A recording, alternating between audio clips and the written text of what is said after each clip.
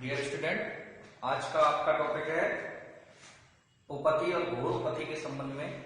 जो पिछली क्लास में मैंने उसकी डेफिनेशन वगैरह आपको बताई थी, उनसे संबंधित मुख्य मुख्य धाराएं।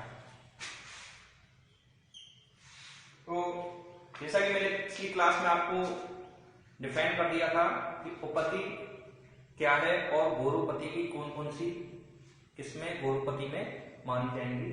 तो आज हम पढ़ेंगे कि घोर उपपत्ति और स्वेच्छा उपपत्ति कार्य करना और स्वेच्छा घोर उपपत्ति कार्य करना क्या है और उनके लिए क्या क्या पनिशमेंट है।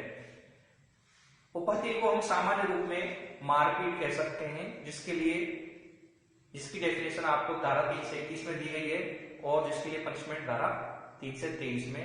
आप कई बार देखते होंगे कि सामान्य मारपीट में पुलिस नॉर्मल जो धारा लगाती है वो धारा 3 से 23, 3 से 41 की लगाती है। इसके साथ ही जो सामान्य उपपत्ति के लिए दंड है वो 1 वर्ष तक का सादा कठिन कारावास या 1000 रुपये जुर्माना या दोनों, ये है पनिशमेंट। आपके जो लोग सहायक लोक अभियोजन अधिकारी की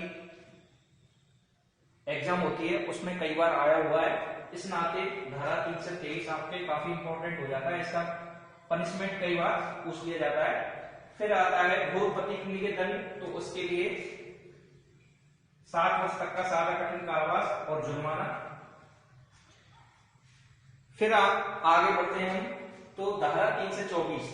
धारा 3 से 24 एक ऐसी धारा है जो स्वेच्छा उपपत्ति का घोर रूप है, यानी इसमें कहीं ना कहीं ऐसे एलिमेंट हैं कि जो घोर उपपत्ति की संभावना बनाते हैं लेकिन उसमें आने से बच जाते हैं। तो जैसे खतरनाक आयुधों, असंवेदन इत्यादि उपकरणों द्वारा स्वेच्छा उपपत्ति कार्य करना, यानी ऐसे उपकरण जिनसे मृत्यु की संभावना हो, जैसे तलवार है, चाकू है, उनके प्रयोग द्वारा स्वेच्छा उपपत्ति कार्य करना।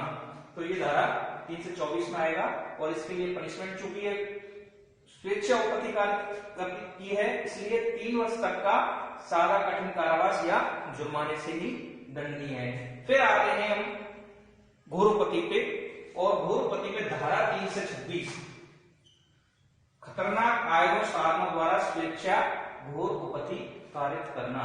तो इसके लिए आजीवन कारावास या 10 वर्ष तक का सादा कठिन कारावास और जुर्माने से यह धारा दंडनीय है। अब यहां ध्यान रखने वाली बात जो है, और जो बदलती हुई परिस्थितियों में हमारे दंड विधान की आवश्यकताओं के मद्देनजर संसद द्वारा धारा 3 से 26A और धारा 3 से 26B, इन दो धाराओं को दंड विधि संशोधन अधिनियम 2013 द्वारा जोड़ा गया है, जो कि 3 फरवरी 2013 से लागू है। यह संशोधन निर्भया गैंगरेप में जो बर्बरता हुई थी उसके पश्चात जोड़ा गया है, और इन दोनों धाराओं द्वारा उन कृत्यों को दंडनीय बनाया गया है जिनके द्वारा तेजाब फेंकने, अम्ल फेंक देने या उनका प्रयत्न करने के लिए